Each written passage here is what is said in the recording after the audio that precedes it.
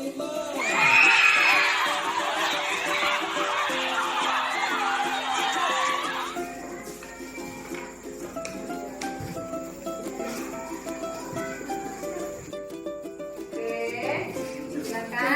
Ada lagi?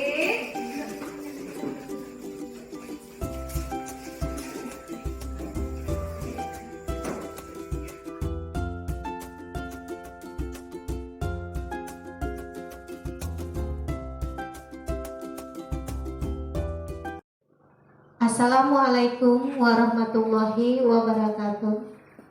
Selamat pagi dan salam sejahtera untuk kita semua. Terima kasih atas partisipasi dan kehadiran dari Bapak Ibu semuanya. Pertama-tama, marilah kita mengucapkan puji dan syukur kehadiran Tuhan Yang Maha Esa, karena berkat limpahan rahmat-Nya, acara diseminasi penerapan budaya positif ini bisa kita selenggarakan. Untuk mengefisienkan waktu, marilah sama-sama kita memulai acara ini dengan mengucapkan syukur dan mohon perlindungan dari Tuhan Yang Maha Esa. Untuk itu, marilah bersama-sama kita menundukkan kepala kita sejenak. Dipersilahkan berdoa menurut agama dan kepercayaan kita masing-masing. Berdoa dimulai. Selesai. Acara selanjutnya, kata sambutan kepala sekolah sekaligus membuka diseminasi penerapan budaya positif di sekolah. Kepada Bapak SD Edi Esos kami persilahkan. Terima kasih atas waktu yang diberikan, Bapak Ibu, tenaga pendidik dan pendidikan yang saya hormati, rekan-rekan guru SD, guru SMP dan guru SMA.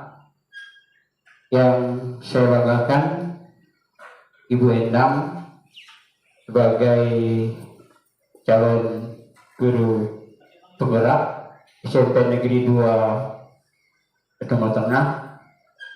Selamat pagi dan salam sejahtera untuk kita semua. Baik Bapak Ibu semua, pada hari ini sesuai dengan apa yang sudah dijelaskan oleh Ibu Endang sebagai calon guru penggerak di SMP Negeri 2 Kedung Tengah. Ini adalah salah satu implementasi yang mau kita lakukan dan mau kita tiru. Ini menerapkan kegiatan aksi nyata yang sifatnya adalah budaya positif. Ya, ini adalah salah satu contoh. Ya, salah satunya adalah Ibu Endang sudah berjuang untuk melakukan aksi-aksi nyata untuk sekolah kita. Ya, sekali lagi saya sebagai kepala sekolah berharap agar nantinya apa yang kita lakukan hari ini adalah salah satu contoh yang mau Bapak Ibu tiru, agar nantinya Bapak Ibu semua bisa mengikuti jejak apa yang dilakukan oleh Ibu Endang pada hari ini. Baik, kegiatan ini akan saya buka hari ini tanggal 16 November tahun 2022. Kegiatan aksi nyata disementasi budaya positif. Maka secara resmi saya nyatakan dibuka. Terima kasih. Saya akhiri. Selamat pagi dan salam sejahtera untuk kita semua. Terima kasih kepada Bapak Kepala Sekolah yang sudah memberikan kata sambutan sekaligus membuka diseminasi ini. Selanjutnya yaitu pemaparan materi, aksi nyata pengimbasan materi modul 1.4 penerapan budaya positif di sekolah oleh Ibu Endang SPD selaku calon guru penggerak angkatan 6 SMP Negeri 2 Ketungau Tengah. Kepada Ibu Endang saya persilakan.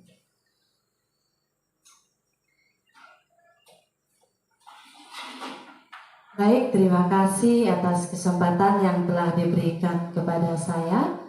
Yang saya hormati Bapak Kepala Sekolah dan yang saya hormati Bapak Ibu Guru semuanya, Bapak Ibu Guru di SMP Negeri 2 Ketungau Tengah, dan yang saya hormati Ibu Devi dari SMA Negeri 3 Ketungau Tengah, dan yang saya hormati Ibu Lina dari SD nomor 3 Kedembak Air Kabut. Saya ucapkan terima kasih untuk Bapak Ibu semuanya yang telah meluangkan waktu untuk bisa mengikuti diseminasi pada pagi hari ini. Tidak lupa saya ucapkan terima kasih yang sebesar-besarnya kepada Bapak Kepala Sekolah, di mana di dalam kegiatan ini beliau sangat mendukung saya di dalam saya melaksanakan kegiatan guru penggerak. Saya berharap dukungan ini tidak cukup sampai di sini saja, tapi saya berharap dukungan ini akan terus berlanjut sampai saya bisa menyelesaikan program pendidikan guru penggerak. Begitu juga saya harapkan kepada teman-teman, rekan-rekan semuanya, mohon dukungannya, mohon kerjasamanya, supaya di sini kita bisa bekerja sama untuk menanamkan budaya positif di sekolah kita.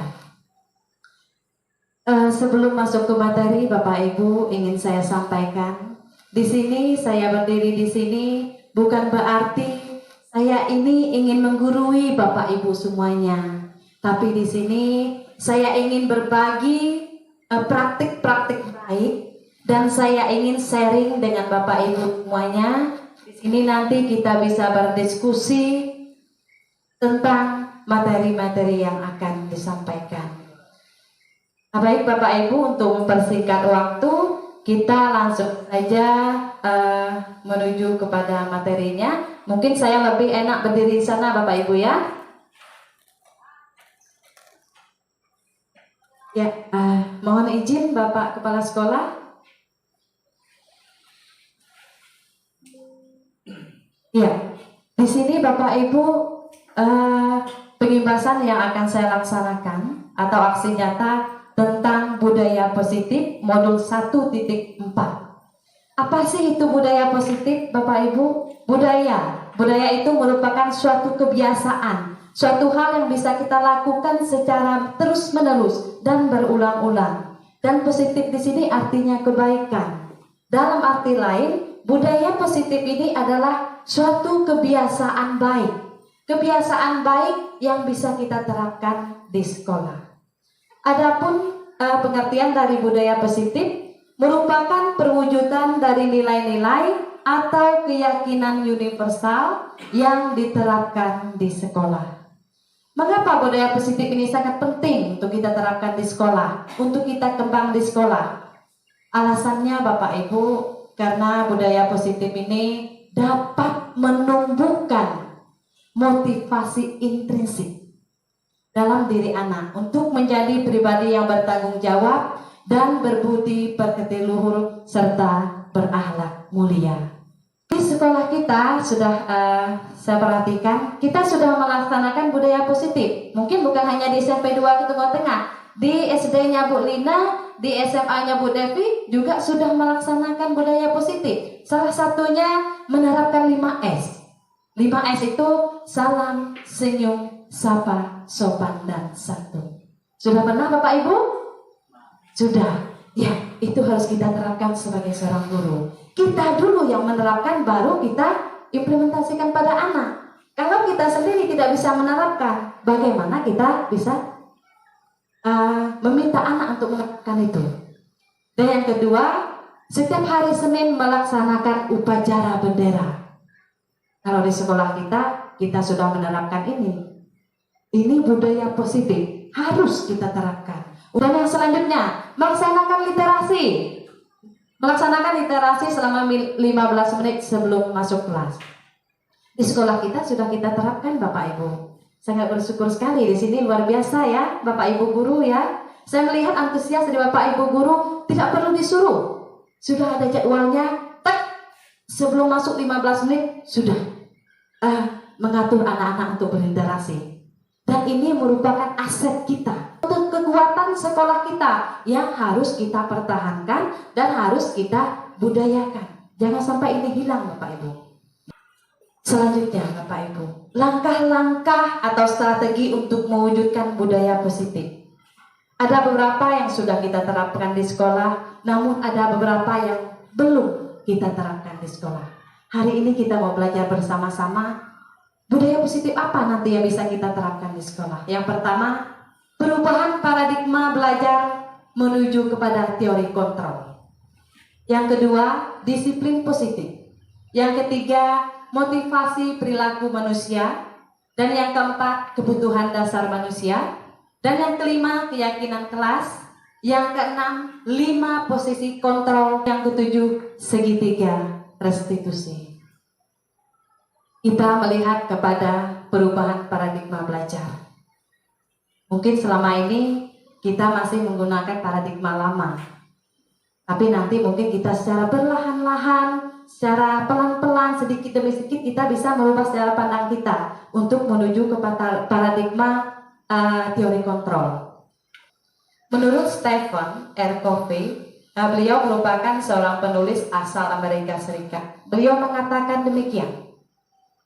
Bila kita ingin membuat kemajuan perlahan, sedikit-sedikit ubahlah sikap atau perilaku Anda. Namun, bila kita ingin memperbaiki cara-cara utama kita, maka kita perlu mengubah kerangka acuan kita. Ubahlah bagaimana Anda melihat dunia, bagaimana Anda berpikir tentang manusia, ubahlah paradigma Anda. Skema pemahaman dan penjelasan aspek-aspek tertentu tentang sebuah realita. Kita harus melihat realita yang terjadi.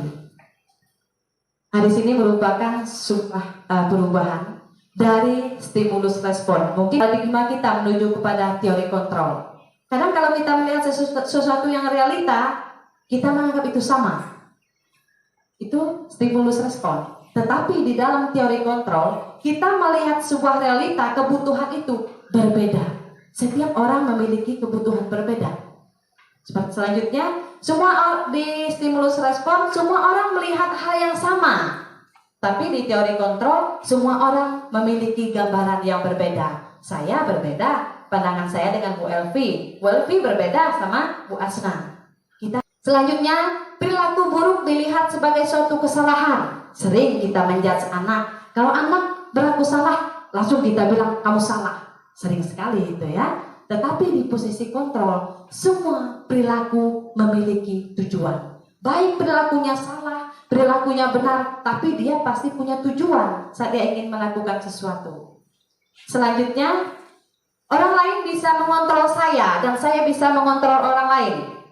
Itu paradigma stimulus respon. Tetapi di teori kontrol, hanya Anda yang bisa mengontrol diri Anda. Dan Anda tidak bisa mengontrol orang lain. Artinya ini merupakan perubahan paradigma dari stimulus respon menuju kepada teori kontrol. Mudah-mudahan nanti kita bisa menerapkan dari stimulus respon menuju kepada teori kontrol. Selanjutnya Bapak Ibu, topik pembahasan yang kedua itu disiplin positif. Kalau kita bicara tentang disiplin itu kita langsung nih, pemikiran kita, oh itu adalah sebuah aturan, itu sebuah tata tertib yang nanti kalau anak salah kita hukum. Pasti kadang kita terlintas ke situ Bapak Ibu. Tapi di sini arti dari disiplin positif merupakan pendekatan mendidik anak untuk melakukan kontrol diri dan pembentukan kepercayaan diri. Itu disiplin positif. Dan menurut Ki Hajar Dewantara menyatakan bahwa untuk mencapai kemerdekaan atau dalam konteks pendidikan kita saat ini, untuk menciptakan murid yang merdeka, syarat utamanya adalah harus ada disiplin yang kuat. Disiplin yang dimaksud di sini adalah disiplin diri yang memiliki motivasi internal. Motivasi internal itu adalah dari pribadi kita sendiri, bukan karena perintah orang lain. Dan jika kita tidak memiliki motivasi internal tersebut, maka kita memerlukan pihak lain untuk mendisiplinkan kita, atau disebut juga dengan motivasi eksternal. Karena kalau motivasi eksternal itu tidak berasal dari kita ya Bapak Ibu ya, itu berasal dari luar, bukan dari diri kita sendiri. Tapi alangkah indahnya kalau kita bisa memiliki disiplin positif yang berasal dari diri kita sendiri, bukan karena perintah orang lain dan bukan karena keinginan orang lain. Begitu juga kepada peserta didik kita Bapak Ibu. Jangan mereka melakukan sesuatu yang baik harus kita perintah, tapi harus lahir dari motivasi mereka, dari hati mereka, untuk mereka melakukan disiplin positif tersebut. Itu yang ingin kita terapkan di sekolah. Selanjutnya Bapak Ibu, ada 3 motivasi perilaku manusia. Motivasi adalah dorongan yang timbul pada diri seseorang, baik sadar maupun tidak sadar, untuk melakukan sebuah tindakan. Diane Dawson dalam bukunya mengatakan ada 3 motivasi perilaku manusia. Yang pertama, untuk menghindari ketidaknyamanan atau hukuman. Ini adalah tingkat terendah dari motivasi perilaku manusia, Pak Ibu. Biasanya orang yang memiliki perilaku untuk menghindari hukuman atau ketidaknyamanan, mereka pasti akan bertanya, apa yang akan terjadi apabila saya tidak melakukan ini? Hanya takut. Mereka hanya takut saja. Sebenarnya mereka sedang menghindari permasalahan yang mungkin muncul dan berpengaruh pada mereka secara fisik, secara psikologis, maupun tidak terpenuhi kebutuhan mereka. Kadang kalau anak itu tidak terpenuhi kebutuhan mereka cenderung melakukan hal-hal yang negatif. Bila mereka tidak melakukan tindakan tersebut, ya, maka mereka ada hal-hal negatif yang akan mereka lakukan. Dan motivasi perilaku manusia yang kedua, untuk mendapatkan imbalan atau penghargaan dari orang lain. Manusia pasti punya pikiran seperti itu, ingin dipuji, ingin dihormati, dan ingin dapat hadiah. Begitu juga anak kita Bapak Ibu. Satu tingkat di atas motivasi yang pertama tadi. Di sini orang berperilaku untuk mendapatkan imbalan atau penghargaan dari orang lain. Orang dengan motivasi ini akan bertanya, apa yang akan saya dapatkan apabila saya melakukannya? Jadi kalau dia anak ini bekerja dengan bagus, manusia ini bekerja dengan bagus, pasti ada yang dia inginkan. Saya minta ini, saya ingin imbalan ini. Itu perilaku yang kedua. Terusnya mereka melakukan sebuah tindakan untuk mendapatkan pujian dari orang lain yang menurut mereka penting dan mereka letakkan dalam dunia berkualitas mereka. Kita Bapak Ibu masing-masing punya dunia berkualitas Bapak Ibu ya. Nanti kita akan masuk ke materi tersebut. Mereka juga melakukan sesuatu untuk mendapatkan hadiah, pengakuan atau imbalan. Motivasi ini juga bersifat eksternal. Itu motivasi perilaku yang kedua. Dan yang ketiga Bapak Ibu, untuk menjadi orang yang mereka inginkan, untuk menjadi orang yang mereka inginkan dan menghargai diri sendiri dengan nilai-nilai yang mereka percayai.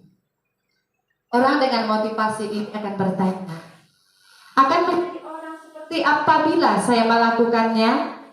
Mereka melakukan sesuatu karena nilai-nilai yang mereka yakini dan mereka hargai. Dan mereka melakukannya karena mereka ingin menjadi orang yang melakukan nilai-nilai yang mereka yakini tersebut. Ini adalah motivasi yang akan membuat seseorang memiliki disiplin positif. Karena motivasi berperilakunya bersifat internal, bukan eksternal.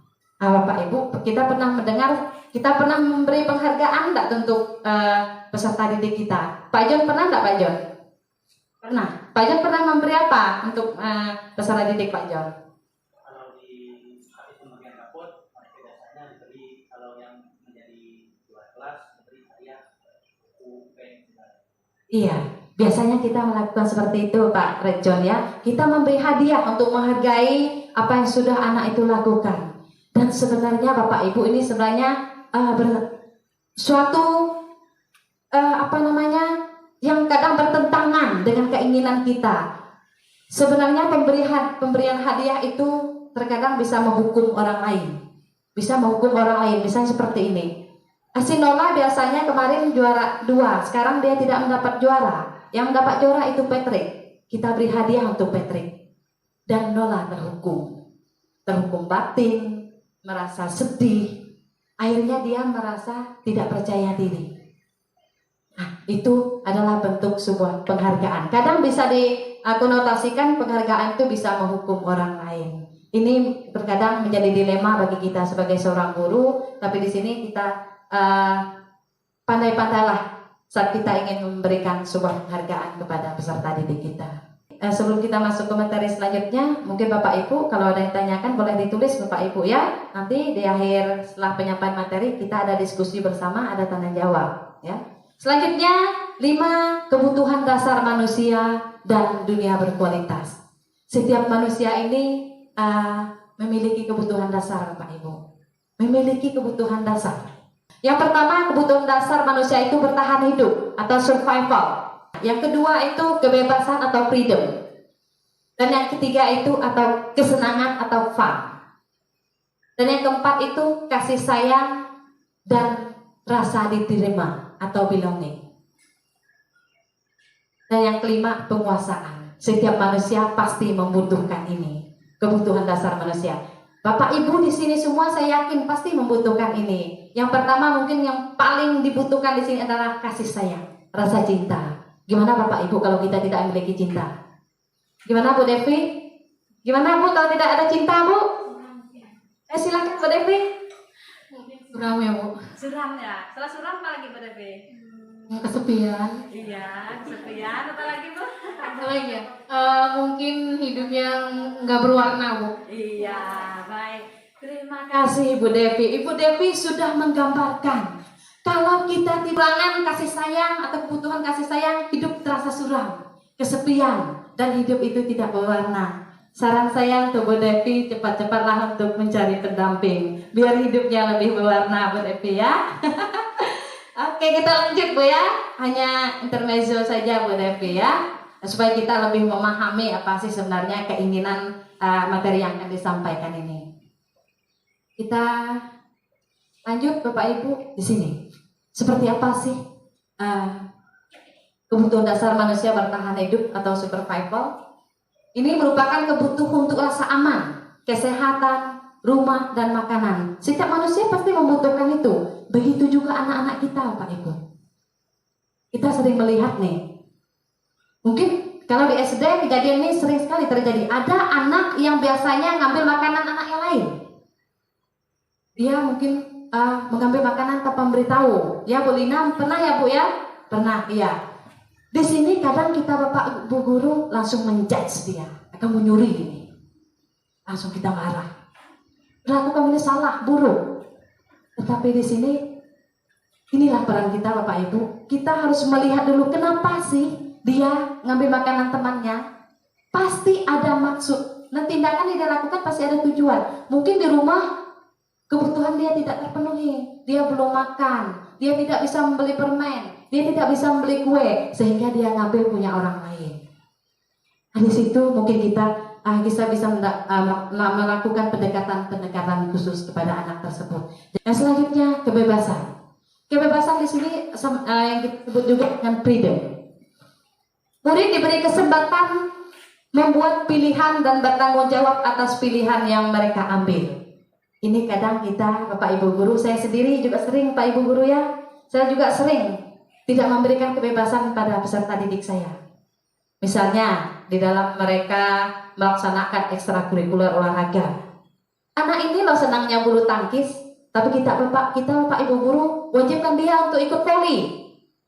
Di situ kita sudah menyimpang Bapak Ibu. Kita sudah tidak memberikan kebebasan kepada anak kita. Ini perlu kita cermati untuk kedepannya nanti saat kita dalam kehidupan nyata kita kita harus memperhatikan kebutuhan anak tersebut. Selanjutnya kesenangan atau fun. Murid dengan kebutuhan dasar kesenangan yang tinggi ingin menikmati apa yang mereka lakukan. Mereka juga akan konsentrasi tinggi saat mengerjakan hal-hal yang mereka senangi. Kalau di sekolah kita, menurut Bapak Ibu, ada enggak Bapak Ibu menemukan ada? Kalau saya sendiri di kelas 7A, kita di situ melihat ada satu karakter di situ, Adit. Mungkin Bu pernah tahu ya, Bu ya. Adit itu orangnya sangat proaktif. Kalau kita ngajar itu, dia suka nyanyi, dia suka gedang-gedang nih. Seperti itu Bapak Ibu. Dulu sebelum saya mempelajari materi ini, hati saya nih sakit. Tetapi setelah saya mempelajari materi ini, saya mulai memahami. Itulah karakter anak. Anak ini kebutuhannya apa? Kebutuhannya senang. Saat dia merasa senang, dia mudah untuk mempelajari apa yang kita sampaikan. Tapi kalau kita paksa, kita harus diam. Susah Bapak Ibu. Disitulah kita harus memahami akan kebutuhan anak. Anak ini suka nyanyi dangdut, jangan kita larang. Anak ini suka nyanyi pop, jangan kita larang. Ikuti keinginan anak. Di sini Ki Hajar Dewantara, ini menurut pemikiran Ki Hajar Dewantara mengatakan guru itu harus berhamba pada anak. Itu adalah paradigma baru yang harus kita pahami. Selanjutnya kasih sayang dan rasa diterima. Kebutuhan ini keinginan untuk tetap terhubung dengan orang lain, teman kerja dan kelompok di mana tergabung. Setiap orang ingin diterima oleh kelompok lain. Gimana rasanya kalau dia tersisih, dia tidak disukai oleh suatu kelompok, sakit sekali. Begitu juga dengan peserta didik kita, Bapak Ibu ya. Mungkin kita sering menemukan ada anak kita yang di dalam kelas itu tidak diterima oleh teman-temannya. Di sini murid memiliki kebutuhan untuk merasa kompeten, menjadi terlampir dan diakui pencapaiannya, dan memiliki rasa harga diri. Ini penguasaan. Kita sering melihat anak kita kalau melakukan kegiatan, mereka cenderung, saya ingin jadi pemimpin, saya ingin dihargai dan ingin diakui pencapaiannya. Selanjutnya Bapak Ibu, kita ingin melihat contoh nyata yang sering terjadi, yang sering kita alami. Mungkin Bapak Ibu pernah mengalami hal yang seperti ini. Yang pertama Bapak Ibu kita lihat, yang pertama ini, ibu guru bilang, aku tidak boleh bernyanyi sewaktu mengerjakan tugas. Katanya, kelas harus tenang, tidak ada suara. Tidak ada suara ramai. Padahal saya sedang bernyanyi. Ini keluhan seorang anak. Kita lihat, kira-kira ini kebutuhan apa yang dibutuhkan oleh anak ini? Kebutuhan apa? Ya betul Pak Ibu. Kebutuhan kesenangan. Ini yang belum bisa, kadang kita belum bisa memahami kebutuhan ini pada anak. Kita lihat yang kedua Pak Ibu. Ibu guru hari ini cuek. Tidak memberikan kesempatan untukku. Padahal aku sudah siap tampil ke depan untuk mempresentasikan tugas yang diberikan. Aku bosan, aku kecewa. Kalau sudah terjadi seperti ini, kira-kira anak ini ada kepercayaan diri tidak? Tidak, dia sudah bosan. Jadi belajarnya juga susah. Karena dia sudah merasa bosan. Kira-kira kebutuhan anak ini apa Bapak Ibu? Ya, yes, okay. Karena guru bahasa Inggris Bapak Ibu, saya biasanya bilang yes. Betul Bu Devi, kasih sayang. Anak ini memerlukan kebutuhan kasih sayang. Jadi kita guru-guru ini hal yang harus banyak kita lakukan adalah beri kasih sayang kepada peserta didik kita. Selanjutnya, ini aku nggak mau sekolah lagi.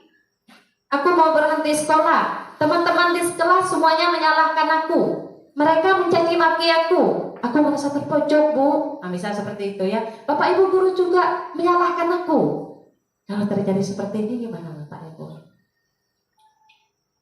Gimana kita menyelesaikannya? Akhirnya anak ini minta keluar. Akhirnya anak ini minta berhenti. Akhirnya anak ini minta pindah dari sekolah kita. Berarti kebutuhan dasar yang anak ini yang tidak dipenuhi oleh anak ini apa Bapak Ibu? kebutuhan apa yang tidak dia penuhi? Ya Bu Siska? Iya, rasa ingin diterima. Jadi untuk memenuhi kebutuhan dasar ini bukan hanya Bapak Ibu guru, tapi teman-teman di dalam kelas juga harus memenuhi. Mereka harus menerima. Gimana rasa kita kalau kita tidak diterima oleh orang lain? Dan di sini peran kita Bapak Ibu guru, bagaimana menyadarkan anak-anak kita yang lain supaya mereka bisa menerima teman tersebut. Walaupun dia berbuat salah, tapi kesalahan itu masih bisa diperbaiki. Kalau kita memperbaikinya, dia akan tumbuh lagi kepercayaan dirinya. Akhirnya dia bisa kembali ke dalam kelompoknya dengan rasa diterima. Seperti itu Bapak Ibu. Dan ini saya rasa mungkin sering terjadi dalam kehidupan nyata kita Bapak Ibu. Sering terjadi tidak? Sering ya? Iya. Selanjutnya dunia berkualitas. Apa sih dunia berkualitas? Dunia berkualitas adalah tempat khusus dalam pikiran. Tempat menyimpan gambaran representasi dari semua yang kita inginkan. Kita semua punya keinginan Pak Ibu. Keinginan kita berbeda. Pak John berbeda keinginan sama Bu Devi. Bu Devi berbeda sama Pak Ii. Ya, di sini saya ingin melihat kepada Bapak Ibu nih. Menurut Bu Elpi, dunia Bu Elpi itu terasa indah ketika Bu Elpi apa Bu? Silakan Bu. Ya, terima kasih. Saya merasa dunia saya terasa indah. Yang pertama, ketika di rumah saya bisa berkumpul dengan keluarga. Iya. Ketika di sekolah,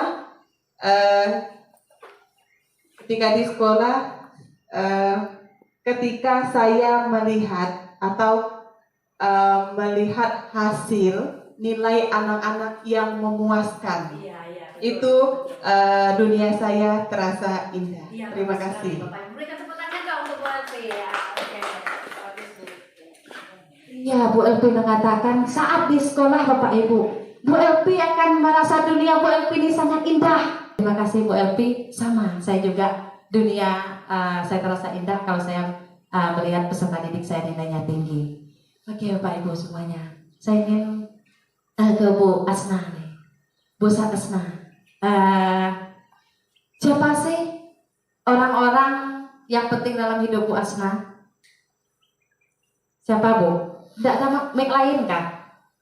Ya, sebentar Bu. Untuk kita lebih memahami ini Bu ya, kita tanya jawab biar lebih paham. Ya, siapa Bu orang yang paling berharga, orang yang paling penting dalam hidup Ibu? Terima kasih. Orang yang paling berharga dalam hidup saya itu sebuah keluarga. Ya, keluarga. Ya. Terus Ibu, keluarga itu memang sangat penting Ibu ya. Terus nilai-nilai kebajikan apa yang terpenting dalam Ibu? Nilai kebajikan apa Bu? Itu merupakan sebuah kasih sayang. Iya, kasih sayang. Kasih sayang itu sangat perlu Ibu ya. Sangat diperlukan. Iya, sangat diperlukan. Baik Bu Asna. Terus kalau nanti Bu Asna ini menjadi orang yang ideal, Bu Asna suatu saat pasti menjadi orang yang ideal. Karakter atau sifat apa yang paling diinginkan pada diri Bu Asna? Yang ingin Bu Asna tunjukkan sama orang lain? Karakter apa Bu? Saling berbagi. Saling berbagi. Bagus. Apa lagi Bu? Saling menghargai. Iya, saling menghargai. Sudah berapa Bapak Ibu nilai kebajikannya? Sudah ada kasih sayang, saling berbagi, dan saling menghargai. Bahkan kita melihat ke sini Bapak Ibu, dunia berkualitas setiap orang berbeda. Berbeda. Saya berbeda, keinginan saya, yang saya impikan, Bu Fla berbeda. Begitu juga dengan anak-anak kita Bapak Ibu. Kadang kita menyamakan mereka. Si A ini keinginannya ini, si B ini keinginan ini. Sinilah kita nanti akan menjalankan peran kita, memahami karakter anak yang ini, memahami karakter anak yang ini, apa sih kebutuhan dasar yang mereka perlukan. Itu Bapak Ibu ya, itu inti dari dunia berkualitas. Selanjutnya keyakinan kelas Pak Ibu. Kalau di SMP baru mulai dilaksanakan keyakinan kelas ya, baru mulai kita laksanakan. Keyakinan kelas adalah salah satu disiplin positif yang bisa kita terapkan dalam membangun budaya positif di sekolah. Salah satu, saat kita ingin membangun budaya positif di sekolah, kita membuat keyakinan kelas.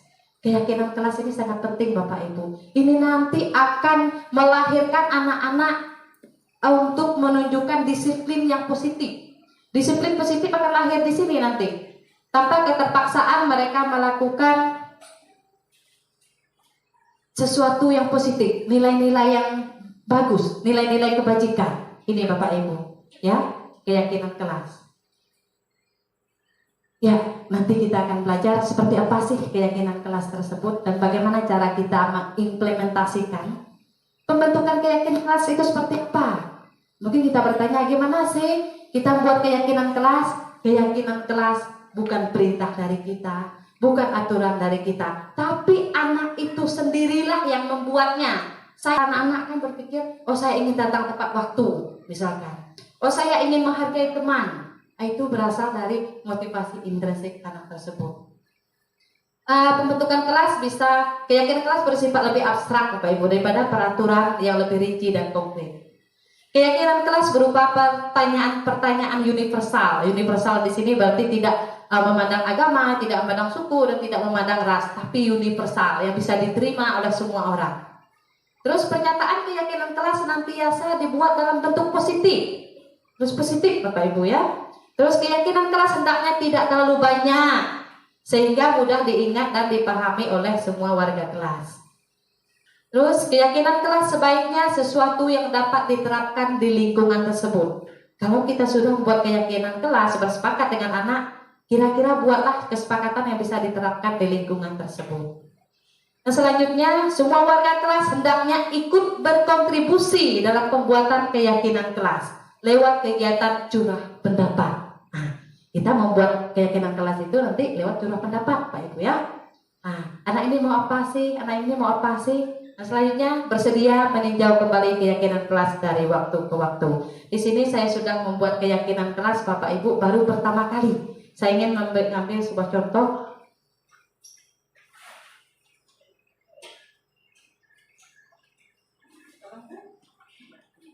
Ini merupakan keyakinan yang sudah saya buat, keyakinan kelas yang sudah saya buat bersama dengan kelas 9A. Ya, seperti ini Bapak Ibu. Kelas 9A itu ada 22 orang. Ya Pak John ya. Ya. Di sini kita sebelum kita membuat ini kita ada curah pendapat dulu. Nah, mungkin kita memberikan pertanyaan-pertanyaan pemandu. Kalian di sini ingin tidak melakukan hal yang positif? Ingin tidak menanamkan nilai-nilai kebajikan pada kalian? Ingin Bu? Ada yang sering datang terlambat tak di kelas ini? Mereka bilang sering. Gimana caranya kalau tidak datang terlambat? Datang tepat waktu Bu. Itu merupakan keyakinan kelas. Bukan kita yang buat, tapi anak sendiri. Anak ibu datang tepat waktu Bu. Itu yang menulisnya. Datang tepat waktu. Yakin ya? Ini kesepakatan kelas kita ya. Ini sebenarnya bukan aturan besar, tapi ini lahir dari internal anak. Seperti itu. Itu keyakinan kelasnya. Di sini ada apa? Berpakaian rapi. Nanti bisa kita terapkan. Jadi kalau anak tidak berpakaian rapi, sinilah kita lari Bapak Ibu. Makanya keyakinan kelas ini sangat penting diterapkan di kelas. Muaranya ada di sini. Kamu ingat tidak keyakinan kelas yang sudah kita buat bersama? Harus berpakaian. Apa keyakinan kelasnya? Berpakaian rapi Bu. Kata anak-anak. Ingat, mereka ingat. Ini nilai yang sudah mereka percaya. Akhirnya mereka, ini menjadi kebiasaan bagi mereka. Mereka nanti berpakaian rapi. Selanjutnya ada kata aktif dalam pembelajaran. Ada juga jaga kebersihan dan kerapian kelas kita. Nah, kalau kelas kotor, bisa kita kembalikan ke keyakinan kelas ini. Apa sih kelas kotor? Apa keyakinan kelas kita? Seperti itu Bapak Ibu. Kira-kira bisa dipahami Bapak Ibu keyakinan kelas ini? Intinya keyakinan kelas ini bukan guru yang buat, tapi dari siswa dan peserta didik itu sendiri. Bisa Bapak Ibu ya? Jadi di sini saya sudah melihat, kemarin memang saya sudah berdiskusi dengan Pak Heri yang sudah mengikuti, nanti bisa diikuti oleh wali kelas masing-masing ya Pak sekolah ya. Bisa kita terapkan di sekolah kita. Ini juga bisa merupakan administrasi kelas. Nanti mungkin wali kelasnya bisa bekerja sama dengan murid-muridnya, nanti membuat kesepakatan kelas seperti ini. Kita lanjut ke 5 posisi kontrol. 5 posisi kontrol Bapak Ibu di sini. Mari kita melihat kepada diri kita sebagai guru. Posisi kontrol kita ini ada di mana Bapak Ibu? Saya dulu paling sering di sini Pak Ibu. Ini posisi kontrol saya. Di sini posisi kontrol yang pertama adalah sebagai penghukum. Ini yang paling tinggi. Dan ini sudah tidak direkomendasikan lagi. Kalau bisa tidak, sudah disarankan di Merdeka Mengajar sebagai penghukum ini tidak direkomendasikan. So itu adalah pembuat merasa bersalah. Setelah itu posisikan diri sebagai teman. Setelah itu sebagai pemantau. Nah, sebagai pemantau seperti apa? Setelah itu juga sebagai manajer. Kita menempatkan diri kita pada posisi apa? Masih bingung Pak Ibu ya? Ya untuk kita lebih memahami ini, saya ingin membagikan sebuah video supaya kita lebih paham kita ini berada di posisi mana. Tadi sudah saya bagikan pada Bapak Ibu ada kertas. Silakan Bapak Ibu renungkan. Bapak Ibu kita semua lihat di sini saya berada di posisi mana. Silakan ditulis di Bapak Ibu.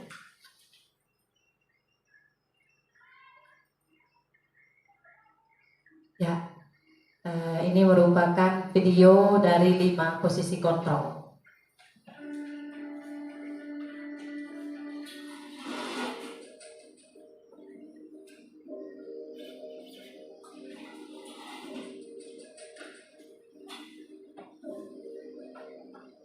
Naren, sini kamu.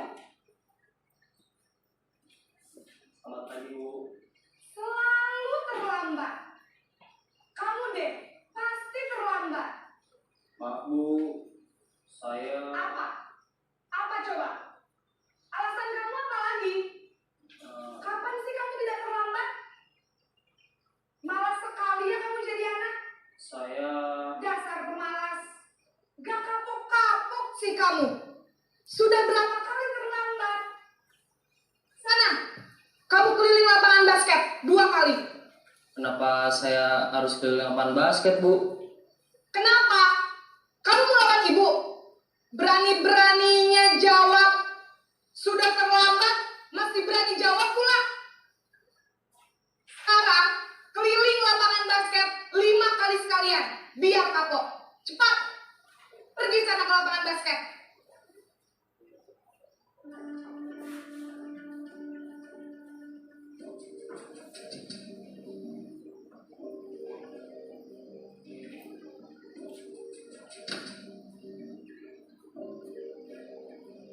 Naren!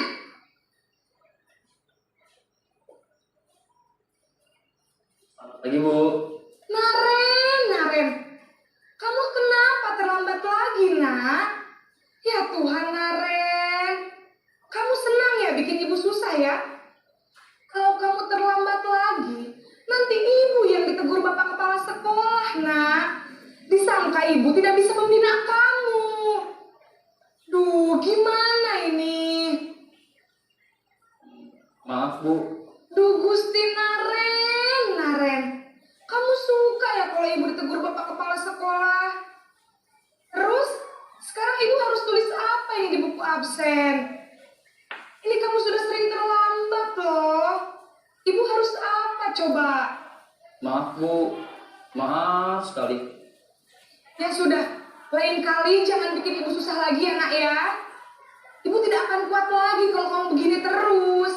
Bisa jantungan kalau ibu ditegur bapak kepala sekolah. Sana cepat ke kelas. Maaf ya, Bu. Maaf sekali. Posisi pembuat rasa bersalah berbicara dengan nada tenang.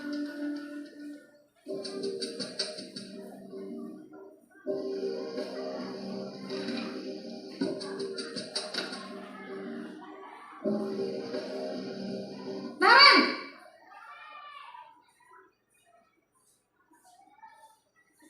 Selamat pagi, Bu. Wah, sudah jam berapa ini nak? Terlambat lagi ya sayang. Iya, Bu. Habis ibu saya lupa membangunkan saya, Bu. Kamu malah menyalahkan ibu kamu. Kamu bukannya anak yang larinya paling kencang. Kok terlambat sih? Iya Bu, saya memang terlambat bangun tadi. Jadi biarpun saya lari kencang, tetap gak kekejar Bu. Ya sudah sana, nanti lain kali larinya lebih kenceng lagi ya. Biar gak terlambat lagi. Bikin seneng ibu, demi ibu. Bisa kan? Bisa lah Bu. Ya sudah sana masuk kelas. Ibu beresin urusan absen kamu. Kamu ini ada-ada saja.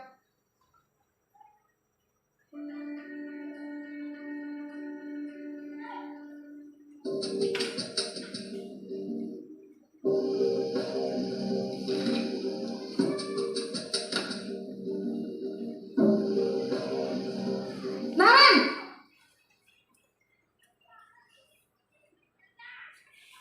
Selamat pagi Bu. Naren, apa peraturan sekolah kita tentang jam berapa kita harus masuk sekolah, nak? Kita harus di sekolah jam 7 Bu. Iya, betul. Sekarang sudah jam 7.20. Naren sudah tahu konsekuensinya jika terlambat hadir. Paham Bu, saya harus tinggal kelas pas jam istirahat selama 20 menit. Iya, benar. Konsekuensinya demikian. Jadi nanti jam 9.30 pas istirahat, kamu harus tinggal di kelas, kerjakan tugas tambahan untuk ketertinggalan kamu, ya? Baik Bu.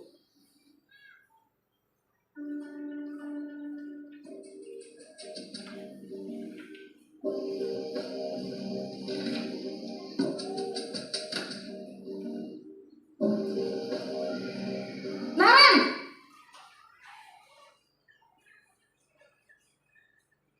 Selamat pagi Bu. Selamat pagi, Naren. Maaf Bu, saya terlambat. Iya, sekolah masuknya jam 7, sekarang sudah jam 7.20. Jadi sekarang bagaimana ini, Naren? Maaf Bu, saya lupa setel alarm saya semalam.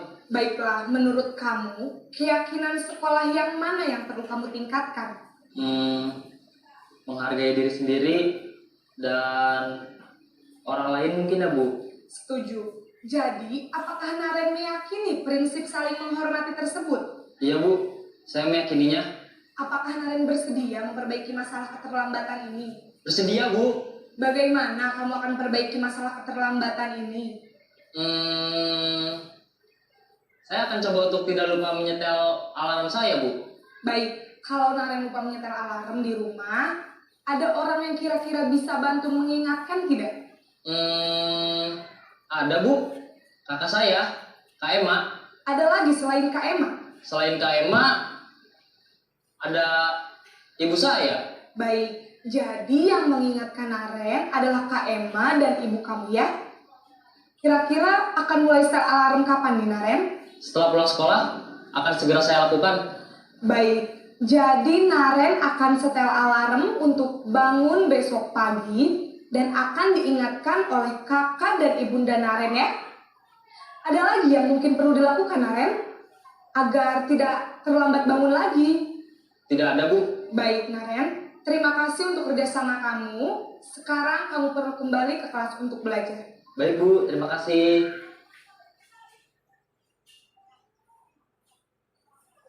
Ya, baik Bapak Ibu, itu adalah video singkat tentang bagaimana penerapan segitiga restitusi, tentang penerapan 5 posisi kontrol.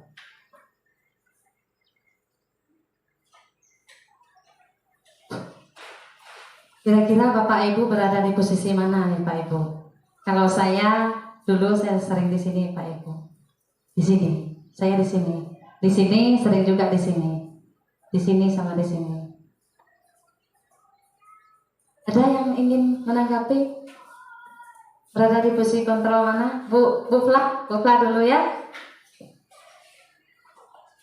Ya, terima kasih Bu Endang atas kesempatannya. Ternyata setelah saya menonton video tadi, ternyata saya pernah berada di 4 posisi kontrol. Sekaligus ya? Tidak sekaligus, dalam kondisi tertentu. Ada kalanya saya pernah menjadi seorang penghukum bagi seorang murid. Ada kalanya saya di posisi saya menjadi teman untuk mencoba berusaha memahami. karakter, perilaku, dan pola yang ia tunjukkan. Lalu kemudian ada kalanya saya juga menjadi pemantau dan di posisi manajer. Mungkin posisi pemantau dan posisi manajer itu ketika mood saya lagi bagus ya, kayak gitu. Tapi ada kalanya saya merasa bersalah ketika saya di posisi penghukum. Mungkin posisi penghukum itu adalah jalan terakhir saya ya, ketika saya merasa saya berusaha mencoba untuk menjadi teman, tapi malah dibalas dengan perilaku anak yang tidak mengenakan hati. Jadi ujung-ujungnya saya berada di posisi penghukum kayak gitu. Jadi posisi penghukum ini adalah langkah terakhir saya ya, ketika mood saya semakin tidak bagus, ketika si anak ini malah timbal baliknya itu malah tidak bagus kepada kita. Nah, seperti itu, Bu. Iya, terima kasih Bu Fla ya. Bu Fla sudah menempatkan posisi Bu Fla di kelima posisi kontrol tersebut. Yang menurut Bu Fla, pilih satu Bu Fla yang paling mendasar pada Bu Fla. Posisi kontrol di mana, Bu? Satu saja yang paling Ibu sering lakukan. Teman sebenarnya. Teman, Sebagai iya. teman. Sebagai teman. Ya, terima kasih Bu Fla. Ada yang lain? Ada yang lain? Ada yang sering sebagai penghukum? Bu Siska mungkin, Bu. Bu Siska berada di posisi mana, Bu? Sama seperti Ibu Fla, saya hampir sering di kelima posisi kontrol. Penghukum pernah, pembuat merasa bersalah pernah, teman, pemantau. Tapi kalau manajer jarang sekali saya, karena baru dapat sekarang saya ilmunya. Lebih ke pemantau lah kalau yang agak baik sedikit. Cuman kalau dari kelima posisi kontrol yang paling sering saya terapkan itu di nomor 3 kalau saya. Iya, nomor 3. Itu dari saya. Ya, terima kasih Bu Siska. Bu Siska sering menempatkan diri di posisi kontrol nomor 3. Ya, sekarang kita mau mendengarkan dari Bapak Kepala Sekolah, Bapak Ibu. Biasanya Bapak Kepala Sekolah menempatkan diri pada posisi apa, Pak Ibu? Silakan, Pak. Ya, terima kasih waktunya. Kalau kita melihat paradigma ini ada 5 yang mau kita pahami. Tentunya ini kita masing-masing menempatkan diri pada posisi yang berbeda. Tidak semua sama. Ya. Kalau saya di sini selaku orang yang dituakan biasanya ada 2 pilihan yang sering terjadi dan sering kita lakukan. Yang pertama adalah yang nomor 5 sebagai manajer. Ya, karena di sini segala apa yang dilakukan oleh teman-teman kita nanti ujung-ujungnya kembali ke kita. Ya. Walaupun itu berdasarkan evaluasi secara bersama sehingga menghasilkan kesimpulan yang harus kita lakukan kepada setiap anak kita. Itu yang pertama. Kemudian yang kedua, saya juga sering sebagai posisi di nomor 1, menghukum. Ya, apa yang dikatakan teman-teman pada saat emosi kita sedang lagi mood terkontrol, tidak tahu apa yang dilakukan anak-anak, salah atau tidak salah, benar atau tidak benar anak, karena memang kondisi yang kita hadapi mau tak mau kita berdasarkan emosional yang terjadi pada diri kita. Itu yang pertama, selaku penghukum. Ya, saya melakukan ini sesuai dengan apa yang menjadi tugas dan tanggung jawab saya. Kemudian yang kedua, apa yang saya harus berikan untuk menjadi pengambilan kesimpulan. Saya kira itu, Bu. Ada 2 bagi saya, antara manajer dan penghukum. Ya, saya kira itu, Bu. Terima kasih. Ya, terima kasih pada Bapak Kepala Sekolah. Bapak Kepala Sekolah sudah menjelaskan bahwa beliau sering menempatkan diri pada posisi yang pertama yaitu posisi penghukum, dan yang kelima itu posisi manajer. Memang sudah sepantasnya Bapak Ibu, seorang pemimpin memang harus berada di posisi manajer. Sebelum saya menjelaskan lebih lanjut, saya ingin tahu dulu nih, Pak John posisi mana Pak John? Kalau saya sering berada di posisi 1 dengan 3. 1 dengan 3. Baik, Pak John berada di 1 dengan 3. Misi Pak ya. Posisi penghukum dan teman. Sekarang Pak Heri, ayo Pak. Saya berada di penghukum dan pembuat merasa bersalah. Iya, penghukum dan Tapi yang lebih pembuat. sering nomor 2, membuat merasa bersalah. Iya, oke. Ya, lanjut Pak II Pak. Posisinya di mana Pak? Kalau saya di posisi 3 dan 4. Posisi 3 dan 4. Iya, teman ya.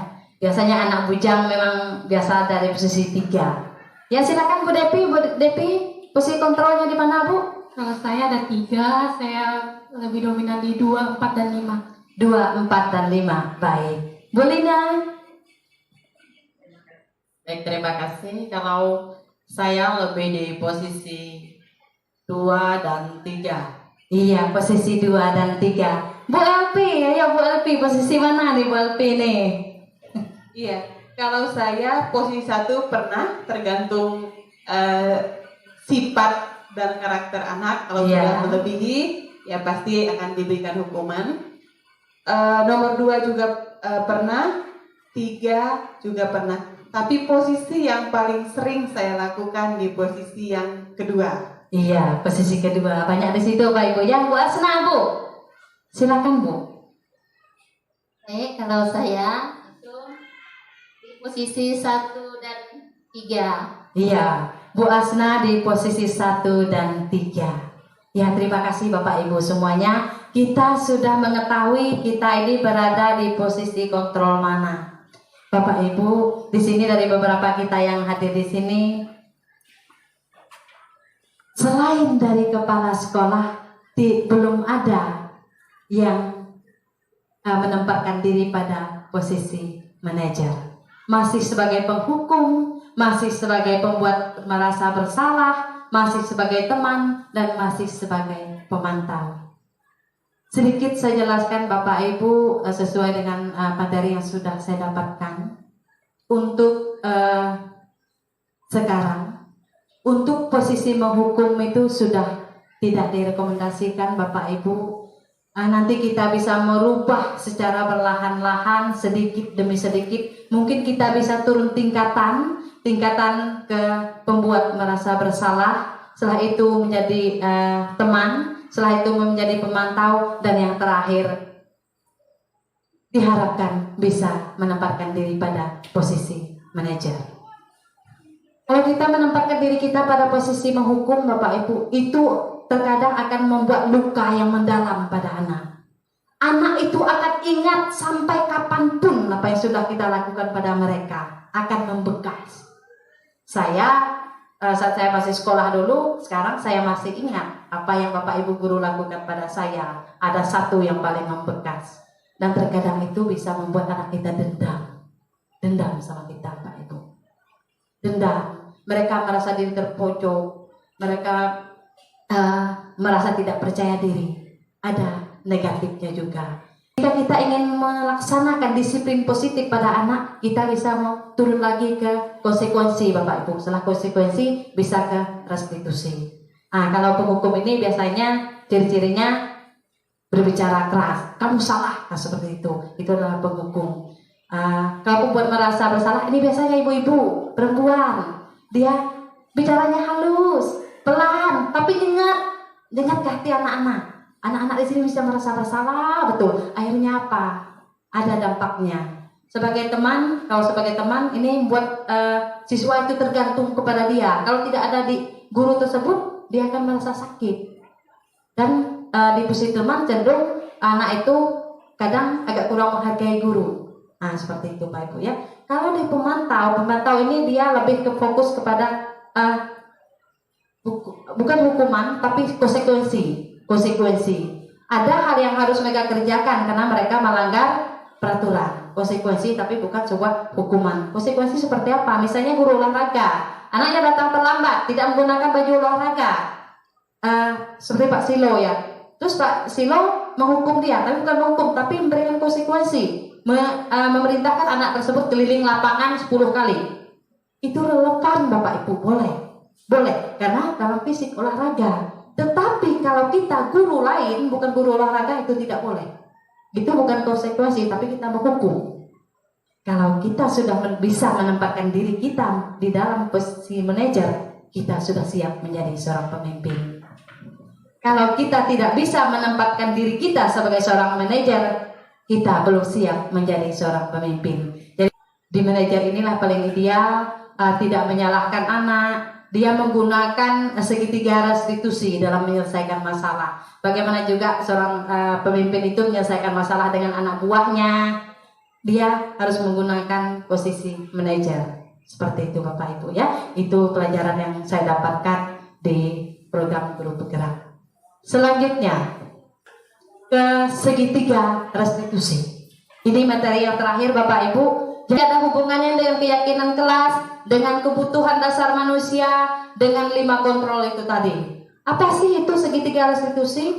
Segitiga restitusi adalah proses menciptakan kondisi bagi murid untuk memperbaiki kesalahannya, sehingga karakter mereka lebih kuat ketika kembali pada kelompoknya.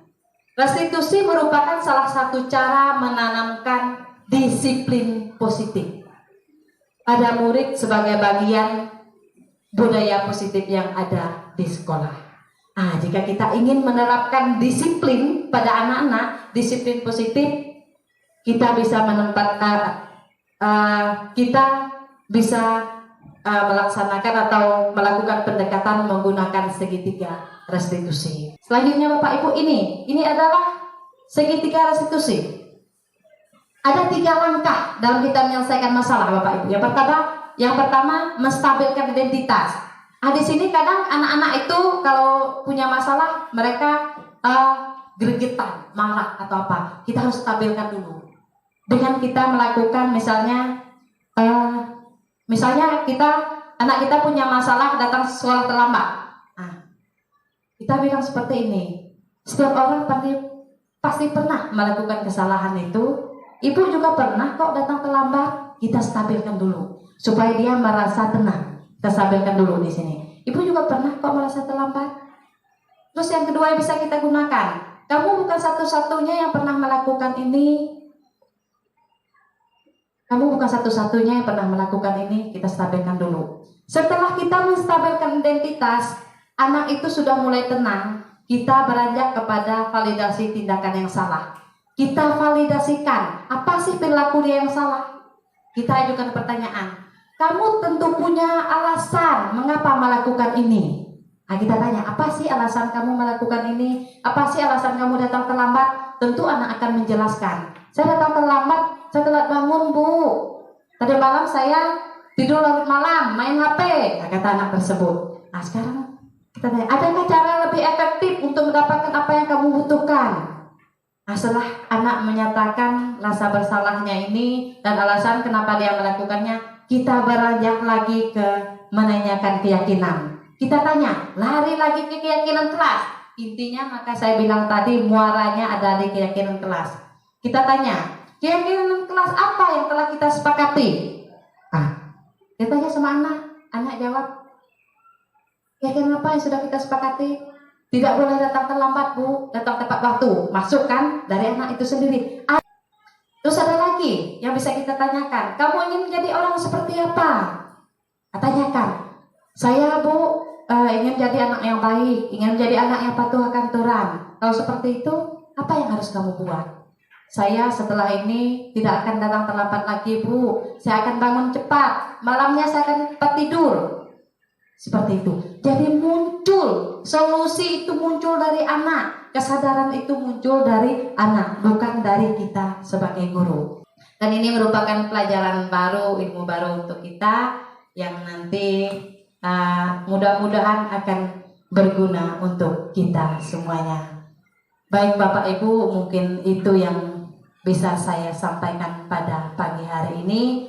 Mudah-mudahan apa yang sudah saya paparkan pada pagi hari ini bisa bermanfaat bagi kita semuanya dan bisa kita implementasikan di sekolah kita masing-masing. Baik yang berada di SMP Negeri 2 Ketengah Tengah, yang berada di SMA Negeri 3 Ketengah Tengah, maupun yang berada di SD Negeri 3 Demak Air Tabung.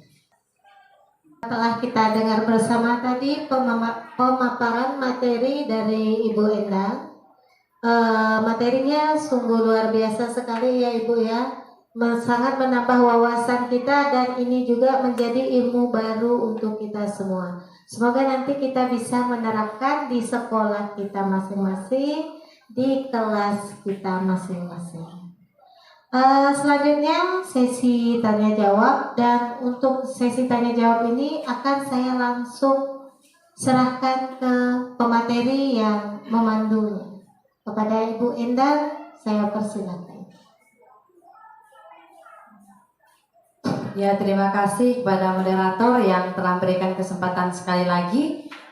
Baik Bapak Ibu, pada kesempatan ini jika ada hal-hal yang masih menjanggal tadi, yang masih belum terjawab atau yang masih belum kita pahami, kita ingin berdiskusi bersama-sama, dipersilakan kepada Bapak Ibu untuk mengajukan pertanyaan atau seperti sharing lah, seperti itu Pak Ibu, kami persilakan.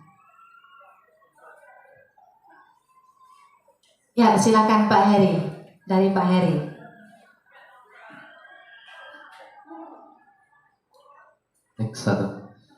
Baik, terima kasih atas kesempatan yang diberikan kepada saya.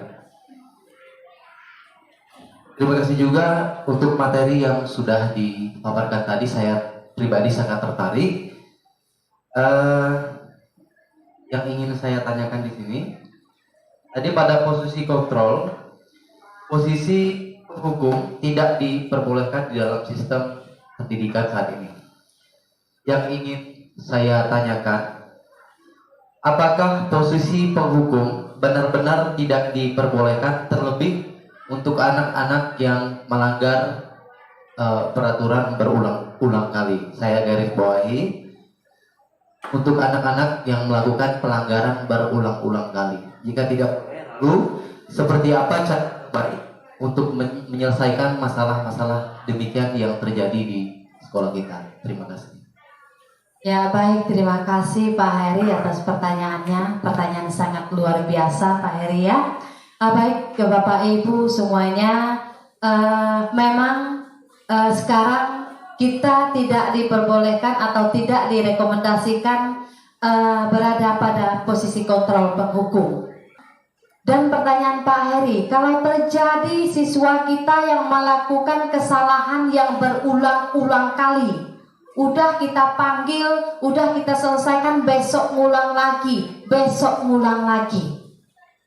Bagaimana cara kita mengatasinya? Bisa, tidak harus menempatkan diri kita pada posisi kontrol menghukum. Kita bisa lebih turun tingkatan lagi. Kita berusaha, karena sekarang kita sudah mempelajari tentang segitiga restitusi. Kita bisa menyelesaikan masalah itu dengan cara konsekuensi dan restitusi. Segitiga restitusi seperti yang sudah saya jelaskan tadi, ini Bapak Ibu,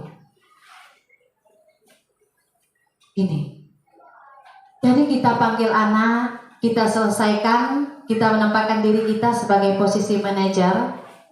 Kita beri pemahaman kepada anak, meyakinkan mereka, kita stabilkan mereka terlebih dahulu, kita validasikan tindakan mereka yang salah, dan juga bisa kita menanyakan tentang keyakinan mereka. Seperti itu ya Pak Heri kalau menurut saya, dan menurut apa yang sudah ilmu yang sudah saya dapatkan di pendidikan guru penggerak. Tidak, memang kita cenderung ingin menghukum karena menghukum ini akan mengakibatkan efek jerah pada anak. Tetapi di sini kita bisa melakukan dengan pelan-pelan, kita kembali beranjak dari menghukum itu menjadi manajer, karena itu yang paling ideal. Kalau kita ingin mencari posisi yang paling ideal, dan menanamkan disiplin positif pada anak. Salah satu caranya adalah kita menerapkan pendekatan segitiga restitusi. Seperti itu, bisa dipahami Pak Heri? Bisa ya? Kalau bisa, mulai saat ini kita sama-sama belajar, kita merubah paradigma kita merubah cara pandang kita, beralih dari menghukum ke posisi yang lebih baik. Kalau kita tidak mampu berada di posisi manajer, mungkin kita bisa turun tingkatan, berada di posisi pembuat merasa bersalah, berada di posisi teman, dan juga di posisi pemantau. Tapi alangkah indahnya kalau kita bisa belajar, kita menempatkan diri kita pada posisi manajer. Untuk Bapak Ibu guru yang lainnya, ada yang masih menjangkau dari paparan tadi? Silakan. Ya, Pak John, silakan Pak John. Baik, terima kasih atas kesempatannya. Saya bisa diberikan kesempatan untuk bertanya.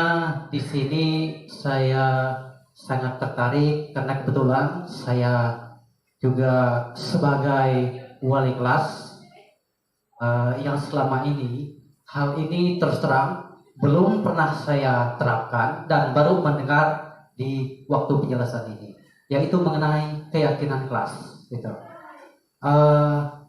Sebelumnya memang terus terang saya tidak pernah melakukan hal mengenai keyakinan kelas dan memang benar-benar baru mendengar waktu pemaparan sekarang ini. Dan saya tertarik juga dengan hal seperti ini biar peraturan kita di sini bisa dilakukan dengan baik.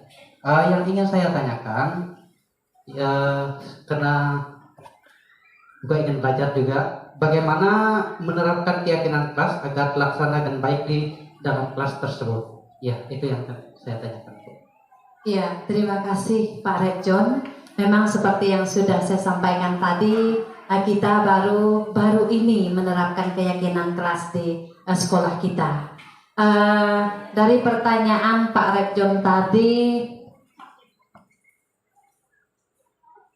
berhubung ke sini Pak Jo.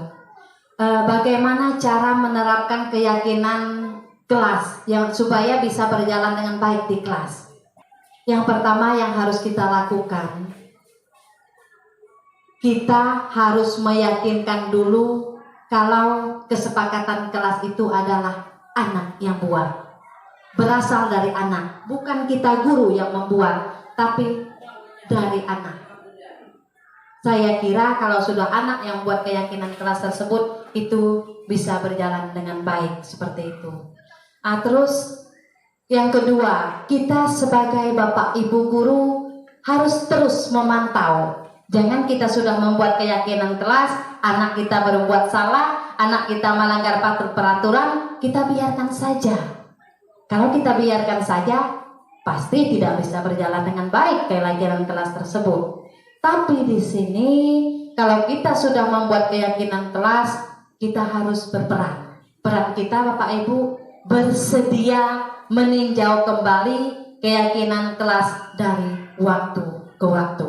Saya yakin kalau kita sudah kembali ke keyakinan kelas dan kita selalu memantau dari waktu ke waktu, tidak membiarkan anak melakukan hal yang salah,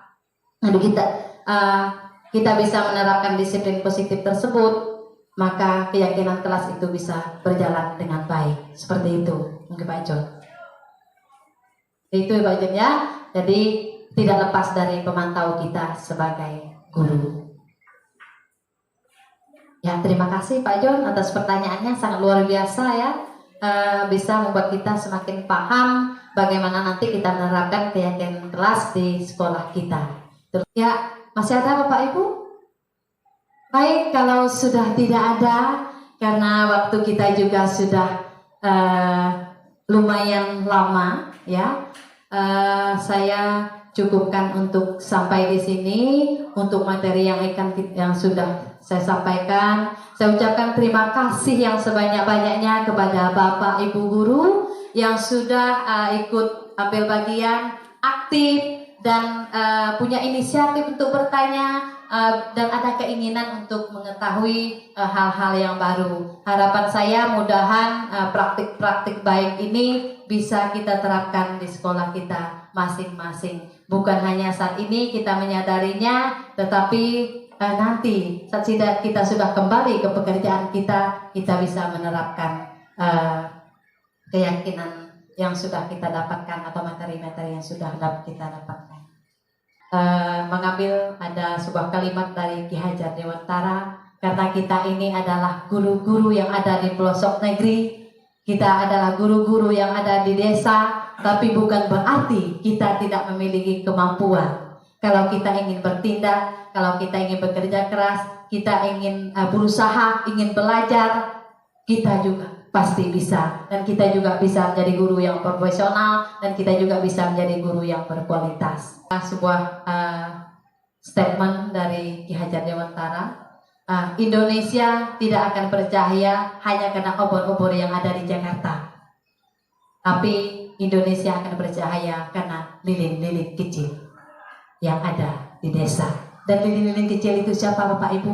Saya dan Bapak Ibu semuanya. Kita ini adalah lilin-lilin kecil yang ada di pojok negeri, yang ada di desa. Dan tugas kita akan memberi cahaya kepada peserta didik kita. Itu adalah statement terakhir saya. Terima kasih Bapak Ibu atas perhatiannya. Selamat pagi dan salam sejahtera untuk kita semua. Saya kembalikan kepada moderator. Dengan berakhirnya sesi tanya jawab tadi, tapi sebelumnya saya ingin membahas sedikit tentang quotes dari Ki Hajar Dewantara yang dibacakan Ibu Endah. Terima kasih sudah membaca quotesnya. Itu sangat menyentuh hati kita yang paling dalam. Ya. Berat sekali memang mengajar di perbatasan. Dan untuk menutup sesi kegiatan kita hari ini, sebelum ditutup, kita dengarkan dulu kesimpulan dari Bapak Kepala Sekolah. Kepada Bapak Edi, saya persilahkan.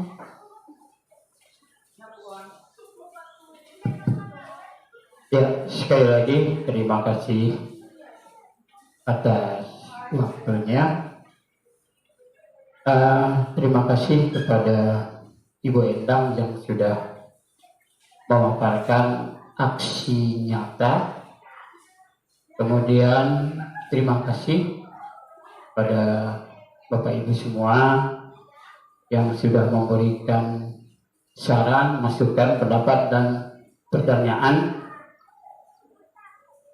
Ini adalah salah satu yang kita harapkan agar nanti ini bisa merubah ya seperti apa pendidikan kita yang mau kita laksanakan ke depan. Baik Bapak Ibu, sebelum saya tutup, saya ingin menyimpulkan ada beberapa hal yang berkaitan dengan apa yang menjadi pertanyaan, saran, dan masukan dari Bapak Ibu semua. Yang pertama, kita kembali ke filosofis kita sebagai guru.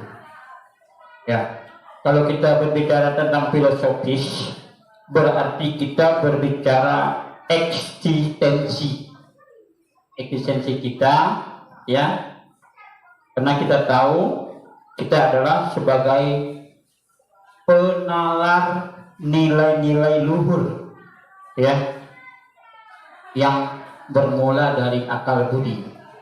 Kemudian apa yang menjadi filosofi kita adalah kita menuntun dan merawat anak-anak kita. Baik Bapak Ibu, untuk meningkat waktu, tadi kegiatan kita ini kita buka, maka dengan berakhirnya juga kegiatan ini akan saya tutup. Sekali lagi sebelum saya akhiri, saya mengucapkan banyak terima kasih kepada teman-teman semua. Kalau ada hal-hal yang tidak diinginkan, saya atas nama pribadi sebagai Kepala Sekolah SMP Negeri 2 Ketumbar Tengah, mohon maaf yang sebesar-besarnya apabila ada hal-hal yang tidak diinginkan. Maka kegiatan hari ini Rabu 16 November tahun 2022 saya nyatakan ditutup. Terima kasih. Saya akhiri, selamat siang dan salam sejahtera untuk kita semua.